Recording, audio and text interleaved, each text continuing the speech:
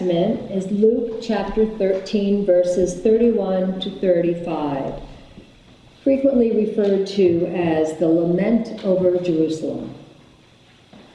At that very hour, some Pharisees came and said to him, "Get away from here, for Herod wants to kill you." He said to them, "Go and tell that fox for me, 'Listen, I am casting out demons and performing cures today and tomorrow, and on the third day I finish my work. Yet today, tomorrow, and the next day I must be on my way, because it is impossible for a prophet to be killed away from Jerusalem. Jerusalem, Jerusalem, the city that kills the prophets and stones those who are sent to it. How often have I desired to gather your children together as a hen gathers her brood under her wings, and you are not willing. See, your house is left to you, and I tell you, you will not see me until the time comes when you say, 'Blessed is the one who comes in the name of the Lord.'" Thus ends the reading. And I offer my prayer to God. May the words of my mouth and the meditation of my heart be pleasing to you. In our Lenten journey, this passage in Luke finds Jesus in a very different place from our last week's reading. Last week, we left Jesus being tested and tempted in the wilderness, being galvanized for his ministry. And now, 3 or so years later, we find him entering the twilight of his embodied ministry. Much has transpired during those years. Jesus changed water into wine. He fed the crowds with a couple loaves of bread and a few fish. He taught. He performed miracles. He gathered disciples along the way, saying, "Follow me." Are you willing to have faith? Are you willing to believe? Are you willing to follow me? Not so much. Sometimes the disciples and those he healed weren't so sure.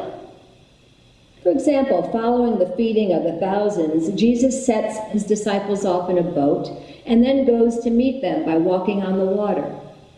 Jesus calls to Peter. Peter starts out of the boat and, gripped with fear, promptly sinks, asking Jesus to save him. Jesus does and admonishes Peter. Why did you doubt? Are you willing to have faith? Jesus often asks the question, are you willing? As recounted in Mark 9:24, the father of the child whom Jesus healed responds, "I do believe. Help me overcome my unbelief." Misunderstanding and unbelief is a common theme surrounding Jesus. I think it's a very common thing now. Time and again, we have heard that the people and his disciples did not understand. And here in today's reading, we have Jesus before he begins his fateful walk to Jerusalem. The passage in Luke implies that Jesus knows of his impending date with destiny, and it's not Herod that troubles him. We start with a little comic relief in Jesus' response. "Oh, Herod? Oh, that fox. I'm too busy to worry about him. I'm busy healing, saving people, casting out demons. I'm just doing my work. Pharisees, thanks for letting me know. I'm not going to worry about it." In the language of Luke, we understand that Jesus knew what was going on. He was not going to flee from Herod or surrender to Herod. Rather, Jesus was surrendering to God and to what he was supposed to be doing, saving and healing. Jesus heard the message from the Pharisees and continued to be among his people, regardless of the danger to himself, regardless of the unwillingness of his people to understand. He knew he was running out of time. It was important to save and help as many as possible. not for his own glorification, but rather to glorify God. He was confident and sure of his path, and he laments those he cannot save. I wondered what Jesus would say if asked what it felt like to save people. What would he say? It's not me? Yeah, it's not me. It's the work that God is doing in your heart. Listen to it. Take action and be willing? Yes. You have to take part. You have to believe, to have faith, to do what you can do, to spread the word. You have your job to do, and I have to do mine. I suspect Jesus would answer that this is his life's mission. Saving one person or healing one person makes a change which will affect many others through many generations and carry the word of God for eternity. Yet he laments, I have desired to gather you in. I wanted to scoop you up. I would do it if only you were willing. And yet, even with this lack of engagement, he carries on, knowing his ticket was punched. That's interesting. Hey, on his bucket list, I have casting out demons. That's not exactly what's on our bucket lists. I ponder again the statement, you were not willing. How often are we not willing because of our heart? How often are we not willing? Because in our hearts, we may know something is right, but others may feel differently. So we're not going to change the situation. Truly, are we willing? If the hand of grace is extended to us, are we willing to accept it? Do we have faith in what we believe is right? Do we have the courage to enact change? What we can get from this Lenten scripture, the time of preparation for the cross, is an appreciation of the saving grace of the human Jesus. We can connect to his humanity and get a view of what we are supposed to do to follow Jesus. What does it look like to be willing? What does it take? What might that look like now? I'm reminded of the recent food drive conducted by the Westport Sunrise Rotary at Stop and Shop for the Homes with Hope food pantry at the Gillespie Center. It was a phenomenal success, with what was estimated to be about $10,000 worth of non-perishable food items, some cash donations, collected and delivered in one day. Rotarians had a wish list of items provided by Homes with Hope, which was typed with the aisle number of where the item could be found in the store. It was really easy. People were handed a list, and probably 60% or more of the shoppers who entered the store brought something for the food drive. In many cases, it was a bag of items. It was all terrific. The people that donated felt good and were happy that somebody was doing this for Homes with Hope. The people collecting were happy. Homes with Hope was delighted. It was a rewarding experience for those involved. My daughter Margot and I made a couple of delivery runs to Gillespie Center. We introduced ourselves to the helpers and shook hands with some of the residents. The residents were helping with the unloading and schlepping of the heavy overloaded boxes up a flight of stairs to the pantry.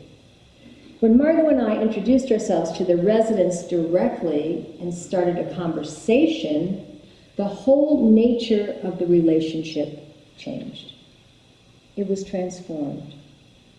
This wasn't like Gillespie Center, we're just doing a drop and run and dropping off the stuff. These were the residents. Those were the residents, Tom and Jack and Dave, and they had stories and lives, and they were delighted that someone noticed. They were Gillespie residents happy to help us. They were helping the center, and we were engaged with each other.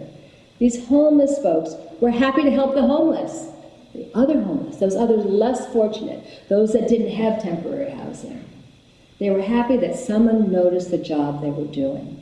They were given agency and engagement with a larger community on a productive level. Margot and I were given the gift of a huge dollop of humility.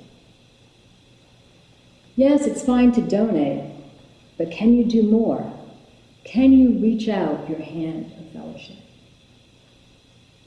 Are you willing to create relationships with the strangers among us? This story then reminded me of something that I'm not proud of in the least. Frankly, I'm quite shamed.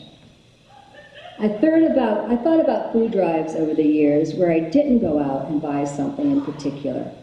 Rather, I emptied my pantry of the dented cans or the stuff that we didn't need. Most likely, items past their expiration date. It didn't matter. I never checked. I just passed them on. Why? Why? If I didn't use it or like it, or if it was hanging out in my pantry for so long it was expired, why would I give that to someone else? And if we're treating our neighbors like we would like to be treated, why would I dump this stuff off on anyone, especially those who have so much less? And then with meals, in our family's darkest moments, we had the gift of community meals for a couple of months. When asked what we wanted, I always said, your easy family favorite. We were nourished by the most delicious meals, but it was more than that. It was the love and energy poured into the making of those meals that truly nourished us. Are we willing to nourish our neighbors with family favorites? You can change a life, or at least a moment, and sometimes that's all we need. That's all we have is a moment. Jesus, knowing he could not change the outcome of what was to happen in Jerusalem, forged ahead and continued to change the things that could be changed. As we move through Lent, what do you need to do to connect to the humanity of Jesus, the saving grace of his work on this earth? Are you willing to get involved this Lent? Where or how are you willing to participate? What has been tugging at your heart and you have not listened to that call to action, that call to change? I think the message is we are asked to go about our lives with enthusiasm, changing the world as we understand God's wishes, as we understand God wishes change for us, leaving the final resolution to God and accepting that finality when it comes. I'd like to end with Reinhold Niebuhr's Serenity prayer, which captures the essence of my message beautifully. This prayer was never copyrighted and has been edited and appropriated by many, including most famously by the 12-step programs. It's interesting, however, that the prayer was written in the context during great political and social strife. Sound familiar? Now, please pray with me today, and I hope you are willing to take home a copy for your Lenten prayer practice.